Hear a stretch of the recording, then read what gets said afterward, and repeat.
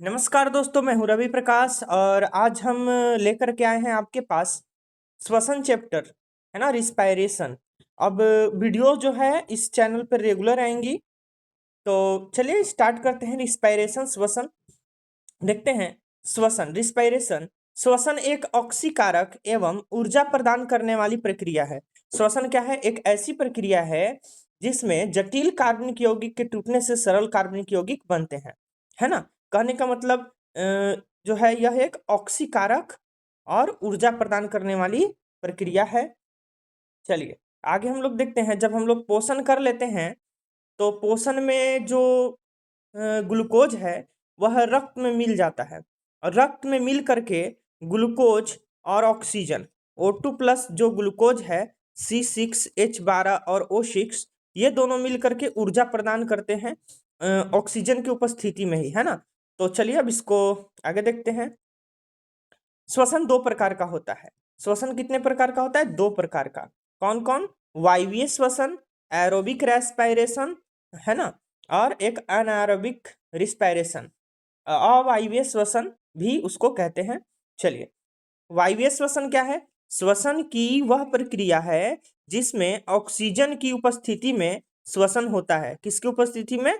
Oxygen की उपस्थिति में श्वसन होता है, उसको वायवीय श्वसन कहा जाता है। यह बहुत इंपॉर्टेंट है।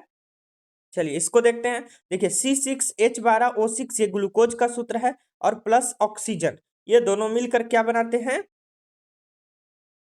ये मिल करके CO2 कार्बन डाइऑक्साइड, जल और ऊर्जा बनाते हैं, ठीक है, जिसमें 36 से 38 ATP ऊर्जा का भी निर्माण होता है। इसे ऑक्सी श्वसन भी कहा जाता है। इसे क्या कहा जाता है? एक और नाम से जाना जाता है, ऑक्सी श्वसन। कौन सा श्वसन?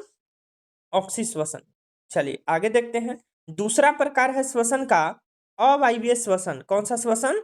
अवायवीय श्वसन, एनॉर्बिक रिस्पायरेशन। इसमें क्या होता है? जो श्वसन ऑक्सीजन की अनुपस्थिति में होता है उसे अवायवीय श्वसन कहते हैं। जैसे इसमें क्या होता है कि ग्लूकोज में ऑक्सीजन आता नहीं है ना, तो C6H12O6 जो ग्लूकोज है वह टूट जाता है CO2 और प्लस C2H5CH में। इसे इथाइल अल्कोहल भी कहा जाता है। साथ ही इसमें 2 ATP ऊर्जा का निर्माण होता है। इसको क्या कहते हैं? इसे एक और नाम से जाना जाता है, अनऑक्सी श्वसन, है ना। इसको ध्यान रखिएगा। आपसे सवाल कर सकता है कि जब ऑक्सीजन की अनुपस्थिति में श्वसन होता है उसे क्या कहते हैं? तो अनऑक्सी श्वसन भी कहते हैं। आगे चलते हैं हम लोग। कुछ सूक्ष्म जीव एवं सूक्ष्म जीव में जैसे बैक्टीरिया तथा फंगी अनॉक्सी श्वसन करते हैं, जिसे किण्वन भी कहा जाता है। क्या कहा जाता है? किण्वन। ये भी अवायवीय श्वसन के अंडर में ही आता है ना। इसमें भी जो होता है ऑक्सीजन उपस्थित नहीं होता है ना। चलिए आगे हम लोग चलते हैं। इसमें क्या होता है कि जैसे शराब ये सब बनते हैं तो किण्वन प्रक्रिया के द्वारा ही बनते हैं, फर्मेंटेशन। चलिए आगे, जीवों में श्वसन, है ना। जीवों में श्वसन निम्न श्रेणी के जंतु जैसे एक कोशिकीय जीव, अमीबा, पैरामीशियम आदि श्वसन विसरण के द्वारा करते हैं। कौन से चीज के द्वारा? विसरण के द्वारा ये लोग करते हैं, है ना। लेकिन जो उच्च श्रेणी के जंतु हैं जैसे मनुष्य हो गए या कुछ शेर, बाघ, ये जंतु श्वसन अंगों की मदद से श्वसन करते हैं।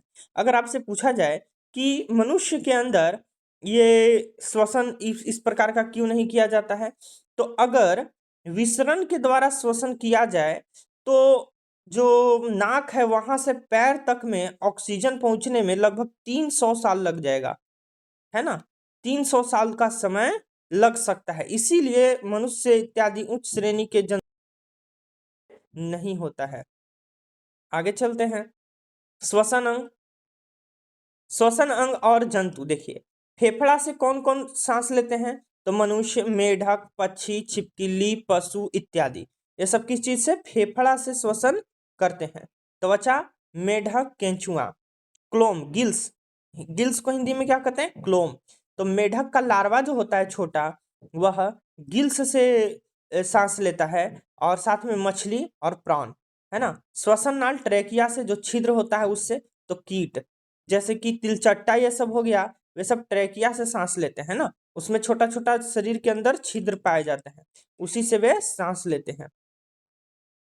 चलिए आगे चलते हैं। शरीर की सतह, शरीर की सतह से कौन कौन सांस लेता है? तो अमीबा, यूग्लिना इत्यादि, है ना। चलिए आगे हम लोग देखते हैं मनुष्य में श्वसन। मनुष्य में श्वसन हम लोग देखते हैं कि मनुष्य के प्रमुख संवहनी अंग, है ना, तो श्वसन में जो हेल्प करते हैं वो अंग यहाँ पर है। देखिए इसको कहते हैं नेसल कैविटी, नासा गुहा, नाक के पास, इसमें से हवा अंदर जाता है। नसल कैविटी क्या मदद करता है कि जैसे ही हवा में जो छोटे छोटे धूल कण पाए जाते हैं वो नसल कैविटी में आकर के रुक जाता है ना, और यहाँ पर जो होता है वह हवा थोड़ा सा शुद्ध होकर के और यहाँ से होते हुए ये इपिग्लोटिस जो उठा हुआ होता है उस इपिग्लोटिस के नीचे से ऐसे करके ये ट्रैकिया में चला जाता है और ट्रैकिया से फिर चला जाता है दोनों फेफड़े में। इसको ग्रसनी कहते हैं, है ना। और इसको फ्रिंक्स और देखिए लिरिंक्स है, स्वर यंत्र है। यहीं पर से हम लोग जब फेफड़े से हवा निकालते हैं तो उसमें टकरा करके और ध्वनि उत्पन्न होता है यहाँ पे स्वर यंत्र से, लैरिंक्स से, है ना। ये श्वास नली है ट्रैकिया। ये जो ट्रैकिया है यह श्वास नली है, ये वाला, है ना। ये ट्रैकिया के ये जो होता है एक उपास्थि का छल्ला बना होता है ना। इससे क्या होता है कि ये आपस में ये नली चिपकता नहीं है, जिससे सांस आसानी से जाता है ना। चिपक जाए तो फिर सांस बंद हो जाएगा, आदमी का मृत्यु भी हो सकता है। ट्रैकिया वाइंड पाइप जिसको यहाँ पे कहते हैं, ये वाला देखिए गोल गोल छल्ला है ना, ऐसे कार्टिलेज का बना होता है। ये देखिए ब्रोंकी, आगे चल के जो ट्रैकिया है वह दो हिस्सों में बढ़ जाता है, जिसको कहा जाता है ब्रोंकी, श्वसनी कहा जाता है। इसके बाद जो छोटे छोटे ये पाए जाते हैं इसको ब्रोंक्लियोस कहते हैं, है ना, श्वसनिकाएं कहते हैं। और ये लंग है, फेफड़ा, ये दोनों फेफड़े हैं। एक बात ध्यान रखिएगा, जो बायां फेफड़ा होता है वो दाएं के अपेक्षा थोड़ा छोटा होता है, ठीक है।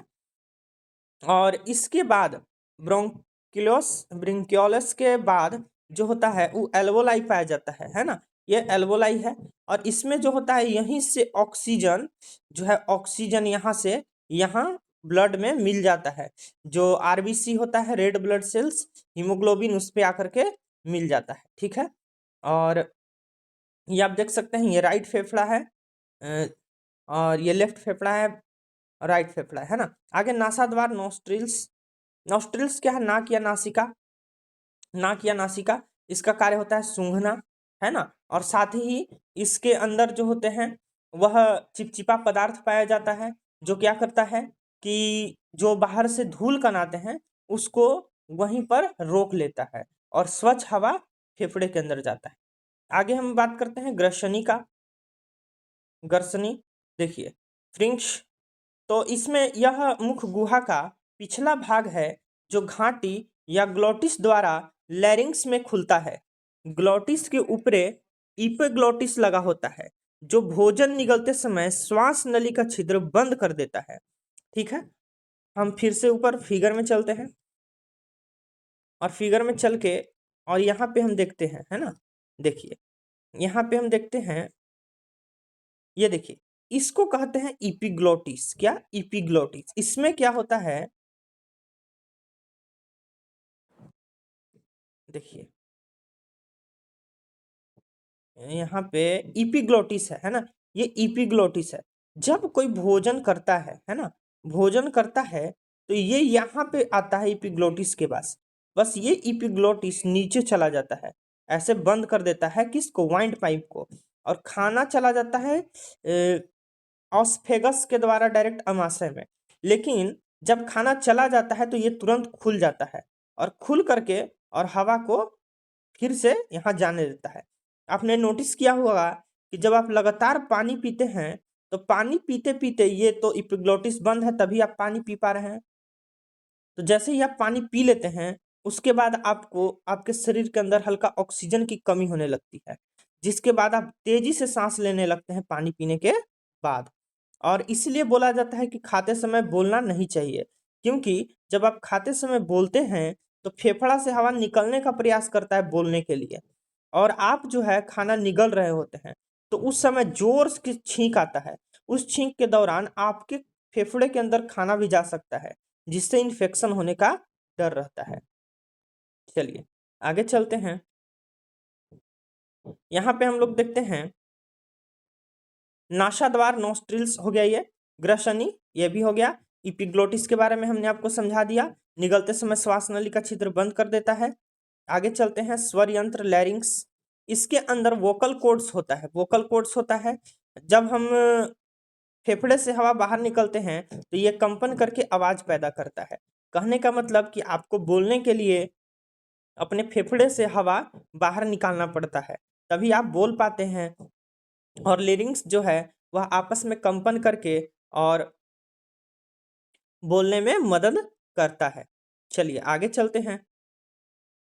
ट्रैकिया, ट्रैकिया के हमने आपको बता दिया ट्रैकिया के बारे में, है ना। यह ग्रास नली के अधर तल में चिपकी रहती है, इसी के द्वारा हवा फेफड़े में जाती है। इसकी भित्ति में हाइलाइन उपस्थि के बने सी आकार के छल्ले होते हैं। आगे जाकर ट्रैकिया दो भागों में बढ़ जाती है, जिसे ब्रोंकियोलस कहते हैं, है ना। यहाँ पे देखिए ट्रैकिया के बारे में हमने आपको बताया था, ये ट्रैकिया है ना, ये ट्रैकिया है। और ये जो उपास्थि है, हाइलाइन के उपास्थि इसको कहते हैं। चलिए आगे चलते हैं।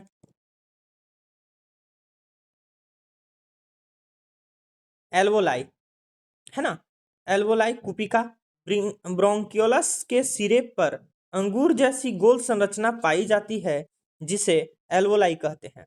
एल्वोलाई पर रक्त कोशिकाओं का जाल बिछा होता है, जहां से रक्त में ऑक्सीजन जाती है और कार्बन डाइऑक्साइड बाहर आ जाती है। जी हाँ, जो एल्वोलाई है हमने आपको यहाँ पे दिखाया कि गोल संरचना ऐसा पाया जाता है एल्वोलाई के पास, है ना। ये फेफड़े के अंदर ही पाया जाता है, बहुत की संख्या में पाया जाता है, लाखों की संख्या में। तो इसमें क्या होता है कि एक तरफ ये ऑक्सीजन होता है और एक तरफ ब्लड बह रहा होता है। तो यहाँ पे बहुत ही पतली झिल्ली होती है और विसरण के द्वारा यहाँ से ऑक्सीजन उठ करके और इसमें आ जाता है। चलिए आगे चलते हैं। अब देखिए ऑक्सीजन और हीमोग्लोबिन दोनों मिलकर ऑक्सी हीमोग्लोबिन बनाते हैं, और कार्बन डाइऑक्साइड और हीमोग्लोबिन मिलकर के कार्बोमिनो हीमोग्लोबिन बनाते हैं, है ना। कार्बोक्सी हीमोग्लोबिन भी कह सकते हैं इसको। चलिए आगे चलते हैं। डायफ्राम, देखिए डायफ्राम क्या होता है मैं आपको बता दूं। यहाँ पे हम लोग देखते हैं डायफ्राम के बारे में। ये देखिए ये डायफ्राम है ना। डायफ्राम एक प्रकार का मांसपेशियां होता है, यह जस्ट फेफड़े के नीचे होता है। फेफड़े फेफड़ा खुद से फूलता और पचकता नहीं है ना। इसको फुलाने के लिए और पिचकाने के लिए यह डायफ्राम हेल्प करता है। जब यह डायफ्राम नीचे जाता है तो यह फेफड़ा फूल जाता है, डायफ्राम ऊपर जाता है तो यह फेफड़ा पचक जाता है और हवा बाहर निकल जाती है। तो जो हम लोग को सांस लेने में मदद करता है वह डायफ्राम है। क्या है? डायफ्राम है। डायफ्राम बहुत ही इंपॉर्टेंट है सांस लेने और छोड़ने के लिए। चलिए उम्मीद करता हूँ आपको समझ में आ गया हो। डायफ्राम ऊपर जब जाता है तो क्या होता है, फेफड़ा से ऑक्सीजन CO2 बाहर निकल जाता है। और डायफ्राम जैसे ही नीचे आएगा तो वायु फेफड़ा के अंदर यानी ऑक्सीजन ऑक्सीजन क्या सभी गैस फेफड़ा के अंदर चली जाती है। चलिए मनुष्य में दो फेफड़े होते हैं, दायां फेफड़ा बाएं से बड़ा होता है, ये मैंने आपको बता दिया था। फेफड़ा प्लूरल मेम्ब्रेन से ढका होता है। प्लूरल मेम्ब्रेन फेफड़े के ऊपर जो है प्लूरल मेम्ब्रेन होता है, जिसके कारण फेफड़ा घर्षण से बचता है। कुपिकाएं लगभग 80 मीटर स्क्वायर क्षेत्रफल प्रदान करती हैं। 80 मीटर स्क्वायर का एरिया कुपिकाएं जो है देती हैं, प्रदान करती हैं, जिससे ऑक्सीजन ज्यादा शरीर में जा सके। स्वस्थ मनुष्य जो है 1 मिनट में 16 से 18 बार सांस लेता है। नवजात शिशु जल्दी जल्दी सांस लेता है ना। ये जो है 1 मिनट में 29 से 32 बार सांस ले लेता है। चलिए आगे चलते हैं। अधिक गहराई पर जाने पर कौन सा हम लोग को गैस लेना होता है, तो ऑक्सीजन के साथ हीलियम, है ना, अधिक गहराई पर जाने के लिए। और कम गहराई है तो ऑक्सीजन के साथ नाइट्रोजन का प्रयोग किया जाता है। बंद कमरे में दीपक मोमबत्ती अलाव नहीं जलाना चाहिए, नहीं तो उससे CO गैस यानी कार्बन मोनोऑक्साइड उत्पन्न हो जाता है और दम घुट सकता है। आपने बहुत सारे न्यूज में सुना होगा कि कमरा चारों तरफ से बंद है, वहां पे अलाव जला करके लोग सो गए, तो धीरे लोग जब सो जाते हैं तो जो है उसके अंदर अलाव के अंदर कार्बन मोनोऑक्साइड, क्या CO, carbon monoxide gas release हो जाता है, कौन, सीओ, सीओ, और यह दम घोंट देता है जिससे आदमी का मृत्यु हो सकता है। और बहुत सारे न्यूज में हम लोगों ने सुना होगा कि हो जाता है, तो इसलिए कभी भी अलाव जलाकर नहीं सोना चाहिए। जब ऑक्सीजन का अपूर्ण दहन होता है तो कार्बन मोनोऑक्साइड, अपूर्ण दहन होता है तो CO2 बनता है। चलिए, कोशिकीय श्वसन क्या होता है, सेलुलर रिस्पायरेशन। अब हम लोग समझेंगे सेलुलर रिस्पायरेशन के बारे में। तो कोशिका के अंदर ग्लूकोज के ऑक्सीकरण से ऊर्जा मुक्त होना तथा CO2 का बनना आंतरिक या कोशिकीय श्वसन कहलाता है। कोशिकीय श्वसन मुख्य रूप से 3 चरणों में पूरी होती है। कोशिकीय श्वसन कितने चरणों में, 3 चरणों में पूर्ण होता है। पहला ग्लाइकोलिसिस है ना, इसमें क्या होता है, यह कोशिका द्रव साइटोप्लाज्म में होता है। इसमें ग्लूकोज का एक अणु टूटकर पायरुविक अम्ल के 2 अणु बनाता है। यह चरण में 2 ATP ऊर्जा मुक्त होती है, ठीक है। चलिए, क्रेब्स साइकिल क्या होता है, तो पायरुविक अम्ल माइटोकॉन्ड्रिया में प्रवेश करता है। माइटोकॉन्ड्रिया को क्या कहते हैं, power house of the cell, याद रखिएगा, ऊर्जा घर, जहां इसे पूरी तरह से तोड़ दिया जाता है। इस प्रक्रिया में CO2 बाहर निकलती है और ऊर्जा वाहक अणु NADH बनते हैं। चलिए आगे चलते हैं। इलेक्ट्रॉन परिवहन श्रृंखला, इलेक्ट्रॉन ट्रांसपोर्ट चेन, यह माइटोकॉन्ड्रिया की आंतरिक झिल्ली में होता है। यहाँ पिछले चरणों में बने अणुओं में सबसे अधिक मात्रा में ऊर्जा प्राप्त होती है। इलेक्ट्रॉन परिवहन तंत्र में यह सबसे महत्वपूर्ण पद है ना। इसका निर्माण विभिन्न इलेक्ट्रॉनग्राही प्रोटीन अणुओं के द्वारा माइटोकॉन्ड्रिया में होता है ना। चलिए अब आगे हम लोग चलते हैं।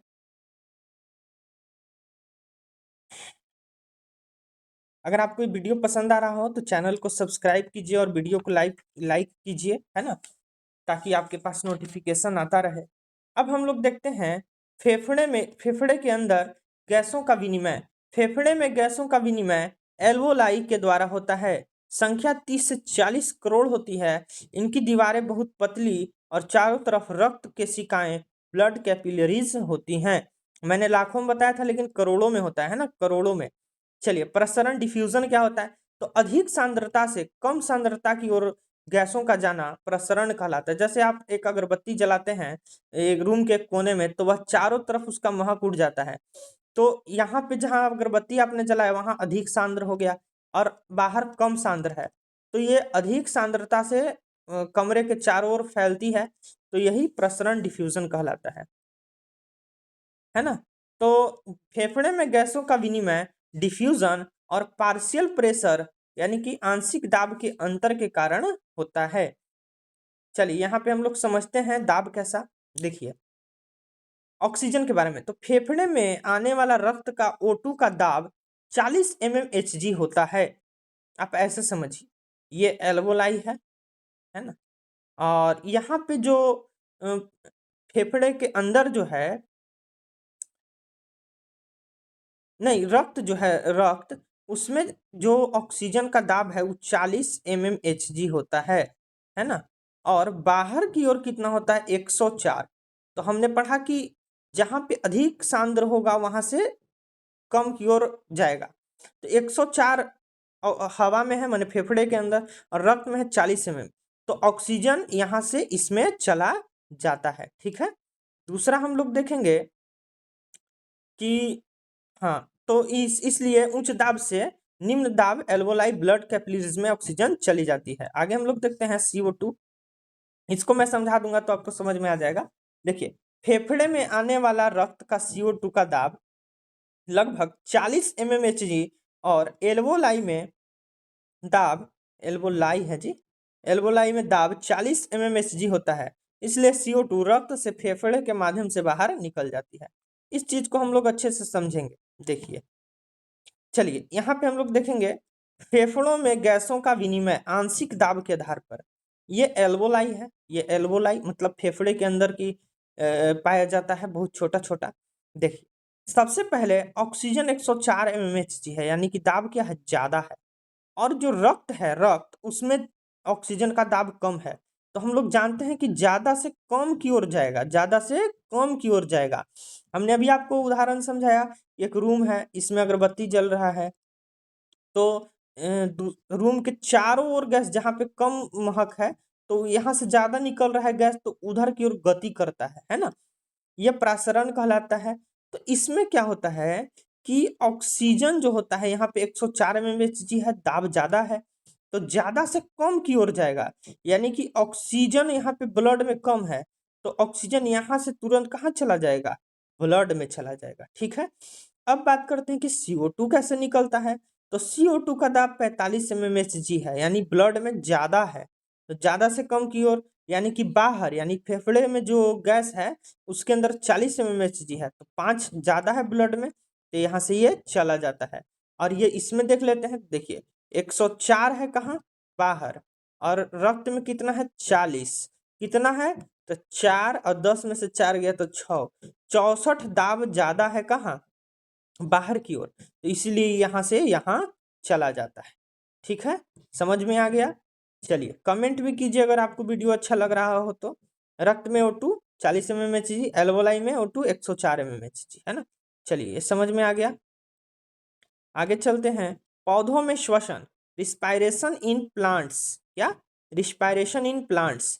देखिए पौधों में श्वसन वह प्रक्रिया है जिसमें कोशिकाएं ग्लूकोज को ऑक्सीजन की सहायता से तोड़कर ऊर्जा ATP बनाती हैं। देखिए क्या होता है कि पौधों में श्वसन दिन और रात दोनों समय होती है, जबकि प्रकाश संश्लेषण केवल दिन में होती है।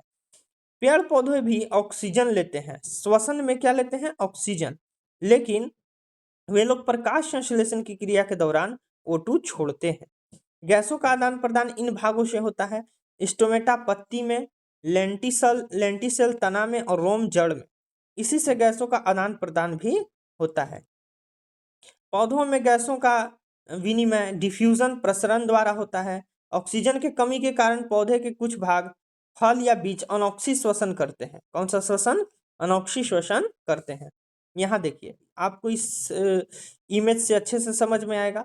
देखिए श्वसन एक सरल प्रक्रिया, पौधों में ऑक्सीजन ये लोग लेते हैं और कार्बन डाइऑक्साइड और जल छोड़ते हैं। ठीक है, कार्बन डाइऑक्साइड छोड़ते हैं, जल छोड़ते हैं, है ना, और इससे ये लोग भोजन बनाते हैं।